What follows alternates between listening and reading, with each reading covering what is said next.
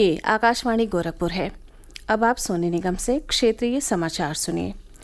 मुख्यमंत्री योगी आदित्यनाथ ने विश्व पर्यटन दिवस पर आज गोरखपुर में प्रदेश के पर्यटन स्थलों पर आधारित प्रदर्शनी का उद्घाटन किया। प्रदेशवासियों को विश्व पर्यटन दिवस की बधाई देते हुए उन्होंने कहा कि आज उत्तर प्रदेश पर्यटन के प्रमुख केंद्र के रूप में उभर रहा है। श्री योगी ने कहा कि वाराणसी में काशी विश्वनाथ धाम के लोकार्पण के बाद से पर्यटकों की संख्या लगातार बढ़ रही है।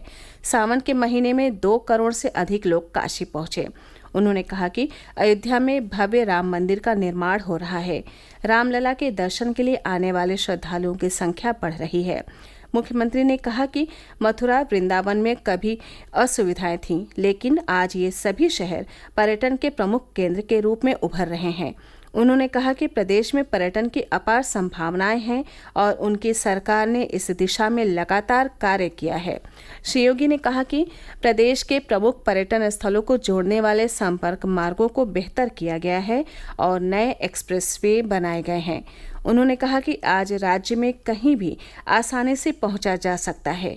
नदी किनारे घाटों का सौंदर्यीकरण किया गया है। मुख्यमंत्री ने पर्यटन को रोजगार सृजन और विकास का सशक्त माध्यम बताया। उन्होंने लोगों से अपनी विरासत पर गर्व करने की अपील की। श्री योगी ने कहा कि उत्तर प्रदेश के धार्मिक स्थलों पर पर्यटकों की संख्या बढ़ने से वहां रोजगार के अवसर बढ़े हैं।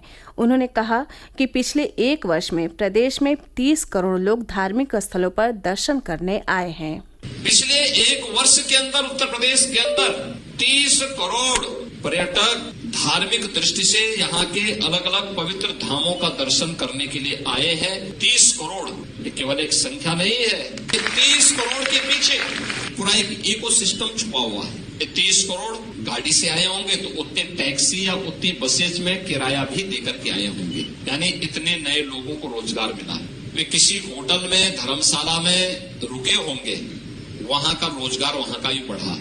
किसी होटल किसी रेस्टोरेंट में इन्होंने भोजन भी लिया होगा, कहीं फोटोग्राफी कराई होगी, कहीं सामान खरीदा होगा, नौका विहार किया होगा, धार्मिक स्थलों पर पैसा भी चढ़ाया होगा, फूल पत्ती खरीदी होगी, प्रसाद खरीदा होगा। यानी कितने लोगों की आजीविका जुड़ी हुई है उसके साथ।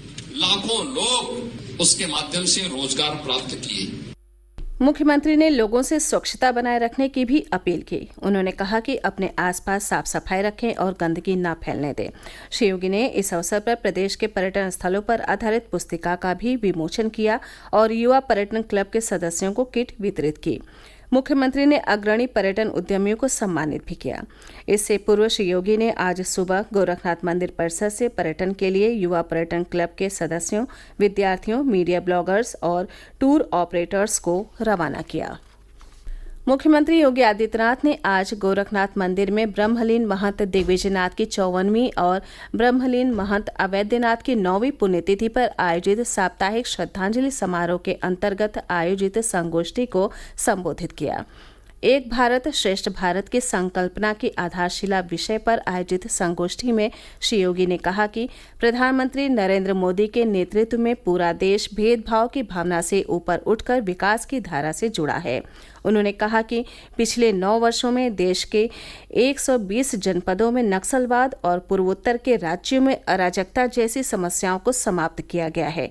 मुख्यमंत्री ने कहा कि प्रधानमंत्री मोदी ने देश को एक भारत श्रेष्ठ भारत की संकल्पना दी और आज हर देशवासी विकसित भारत के प्रण के साथ आगे बढ़ रहा है।